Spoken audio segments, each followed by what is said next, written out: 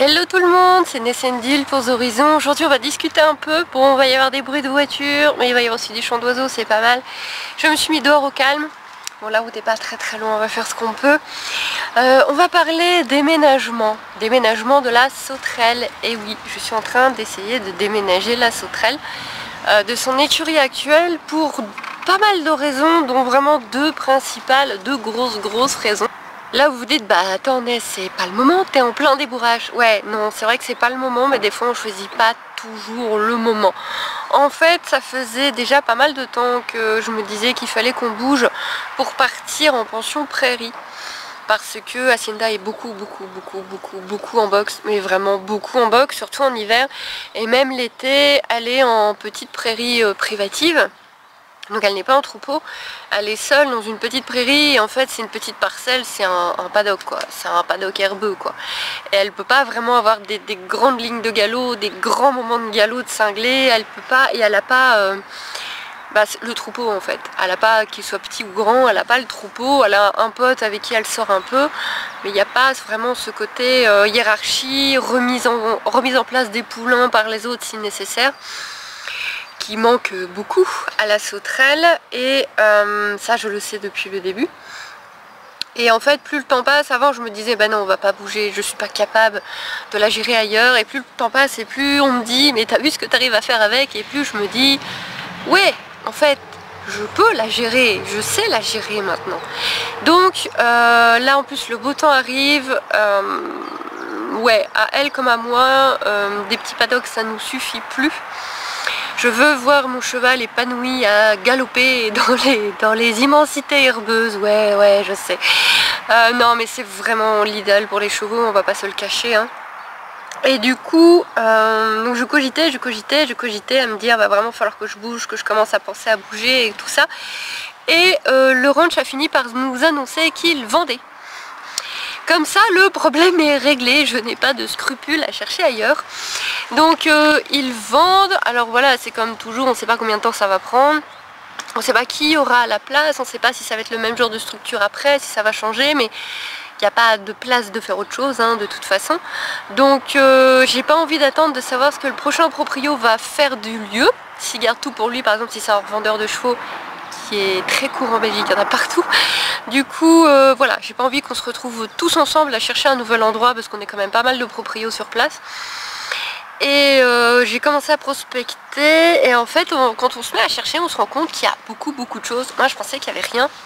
Alors effectivement si je veux rester western, non il n'y a rien. Si je veux rester western, il n'y a rien. Mais comme mes objectifs c'est plutôt éthologie, tranquille, on prend notre temps, on travaille à pied, voilà. Bah là finalement il n'y a plus d'obligation spéciale. Et donc j'ai commencé à trouver pas mal de choses. Je vous en ai pas parlé il y a une semaine, donc là on est un lundi, parce qu'en fait cette vidéo pour moi va se découper en plein de morceaux. Et donc la semaine dernière j'ai été visiter à 7 minutes en voiture de chez moi une future pension Paddock Paradise, pour ceux qui connaissent le principe. Alors c'est pas du tout mis en place, c'est le problème, c'est que les gens ont acheté des terrains de malades, ils sont super sympas, ils ont un projet extra de chez Extra, le coin est génial. Le souci c'est que leurs projets ils en ont pour des mois à le mettre en place. Et donc en attendant, le seul truc que je pourrais faire chez eux c'est d'avoir possiblement une petite prairie qui est juste collée à côté. Possiblement, si la voisine veut bien la louer. Merci le gros gamin. Le souci c'est qu'Hacienda est toute seule et je peux pas laisser Hacienda toute seule, c'est un bébé, elle a besoin de ses congénères. La prairie est assez petite quand même, ça reste assez petit, c'est mieux qu'un box, ça reste très clairement, mais ça reste une petite prairie et toute seule, même s'il y a des copains dans le champ d'à côté, non, ça ne va pas. Donc ça je garde du coin de l'œil, je surveille très attentivement leur projet parce que ça va être très beau. Demain j'ai l'occasion de jeter un œil à une écurie en face de chez moi, vraiment à 5 minutes à pied apparemment, il y a des écuries partout. J'ai l'occasion, en aidant à amener un cheval là-bas, de pouvoir choper, j'espère, le propriétaire des lieux et papoter avec, voir s'il a de la disponibilité qui arrive, voir un petit peu les lieux. J'ai peur que ce soit petit parce que c'est pas un coin où j'ai l'impression qu'il y ait des étendues extraordinaires non plus. Hein.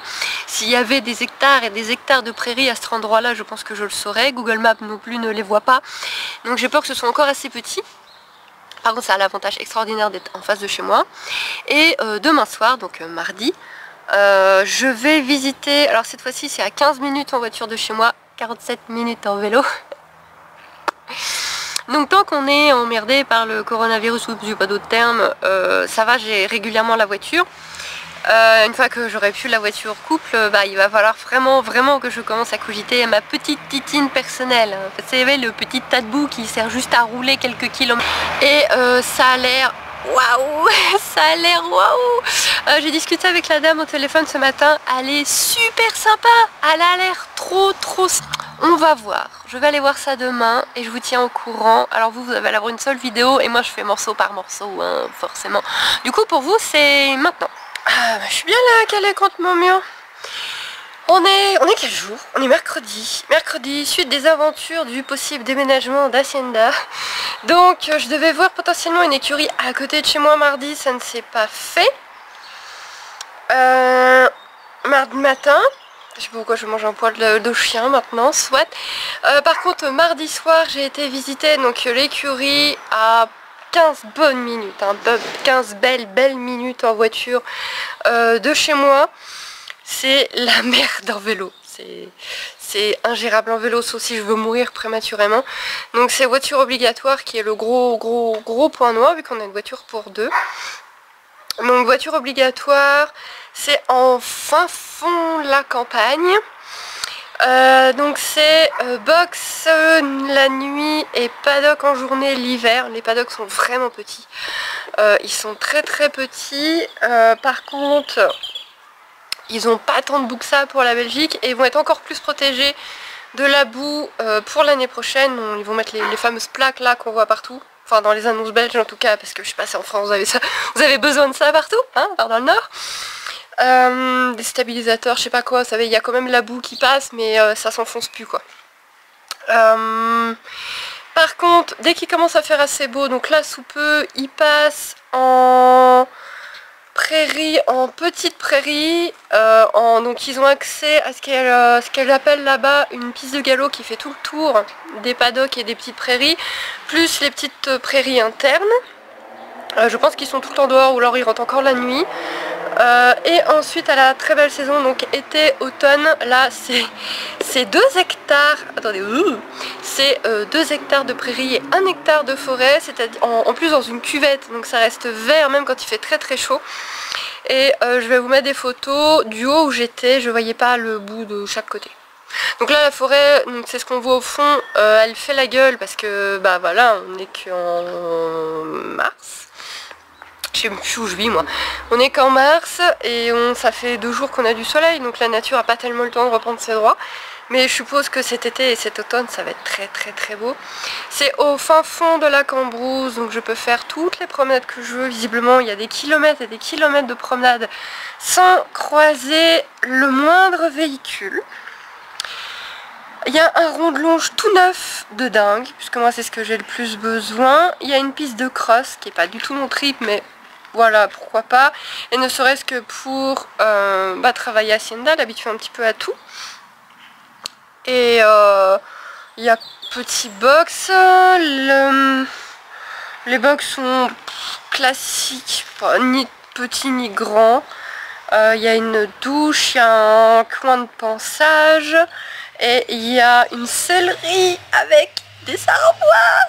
Alors vous savez, moi c'est pas du tout mon cas, mais il y a certaines nanas qui sont complètement waouh devant des garde-robes immenses pour mettre tous leurs trucs avec où tout est rangé, voilà, mettre les ceintures, mettre les chaussettes, mettre les machins. Moi c'est pas du tout mon trip, mais alors en cheval un petit peu.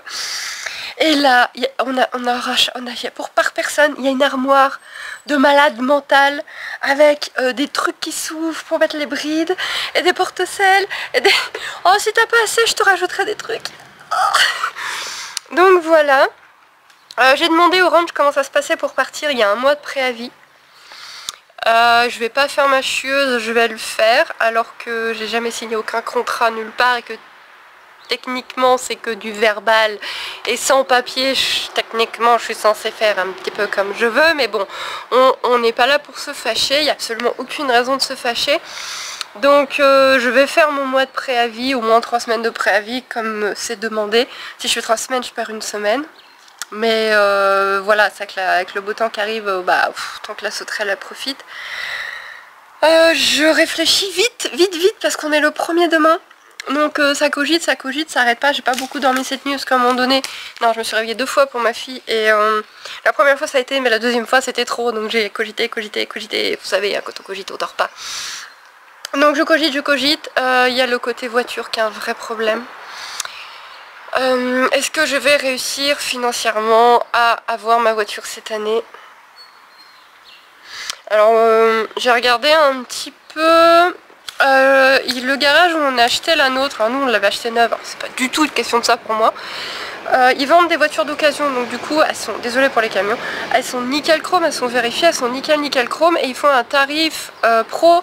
Donc en tant que pro on paye, je crois c'est 500 € de moins. Et ce qui veut dire facture avec TVA, donc je récupère des sous, oui n'oubliez pas je suis une entreprise. Du coup je récupère des sous à la fin de l'année sur l'achat de la voiture. Donc là j'ai vu, alors à 1 ou 2 € près c'était 2000 €. 2000 € la petite Clio, vraiment la petite Clio ultra basique, ultra bête. Mais en même temps pour aller dans la Cambrousse, on va pas se prendre la tête. Mais voilà, est-ce que je peux sortir ça cette année? Surtout l'assurance va me coûter à peu près autant. Si ce n'est plus, les assurances belges piquent du fion, si je puis me permettre, hein, c'est pas très poli, mais c'est vraiment, ça pique vraiment fort. Donc il faudrait que je prospecte aussi au niveau de ma banque, combien vraiment je paierais d'assurance pour vraiment savoir. Vu qu'on a tout au même endroit, tout au même endroit, on est un super conseiller, donc peut-être prendre rendez-vous avec lui, être sûr de combien je paierais d'assurance. Et l'essence, étant donné que d'une pension à l'autre, je vais récupérer 35 €, ça fait ça dans l'essence. Et de toute façon là la voiture je paie souvent l'essence parce que vu que c'est moi qui l'utilise le plus au final. Donc beaucoup de choses à réfléchir. J'avoue que c'est 15 minutes aller-retour. Vous allez me dire 15 minutes c'est pas énorme, il y en a qui font beaucoup plus. Les 15 minutes me font chier de voiture. Déménager ça me fait un peu chier parce que j'aime le changement mais sans plus. Donc, et je perds les cours, je perds quand même pas mal de choses. Ils font pas de western là-bas, bien évidemment. Si je veux retrouver du western, c'est même pas possible. C'est une demi-heure, 45 minutes de route. Donc, je perds quand même pas mal de choses. Je perds les copines et tout ça. Mais Hacienda sera beaucoup mieux. Hacienda va... Vous imaginez Hacienda dans 2 hectares de prairie et 1 hectare de forêt. Voilà, comme me dit Ako, quand tu iras la chercher, tu vas bien te fendre la gueule. Donc, ouais, ça sera moins au petit travail, quoique j'aurais... Oh, si on travaille toutes les deux, on aura du boulot. Mais par contre, elle va être tellement bien. Elle va être tellement bien. Et elle sera top. Et puis voilà. Je pense qu'il faut penser à son cheval en priorité. Donc quand on est cavalier, c'est bien de penser à soi. Mais on a d'autres choses dans la vie pour penser à soi. Donc je pense qu'il faut penser à son cheval. Je cogite très vite. D'ailleurs je vais essayer de vous mettre cette vidéo très vite pour avoir vos avis. Du coup ça va être le volume 1 de déménagement d'Hacienda, partie 1. Et c'est pas fini hein, donc voilà, peut-être que je vais avoir l'occasion de visiter encore un truc ou deux, je ne sais pas. Voilà, il y a toujours ce potentiel truc juste en face de chez moi, même si à mon avis ça va être trop petit. Et pour le moment il n'y a pas de place je pense, mais voilà, potentiellement je peux voir ça aussi. Voilà. La suite au prochain épisode, n'hésitez pas à me donner votre avis, à faire à suivre, je vous tiens au courant. Et oui, va-t-on déménager et où? Tan.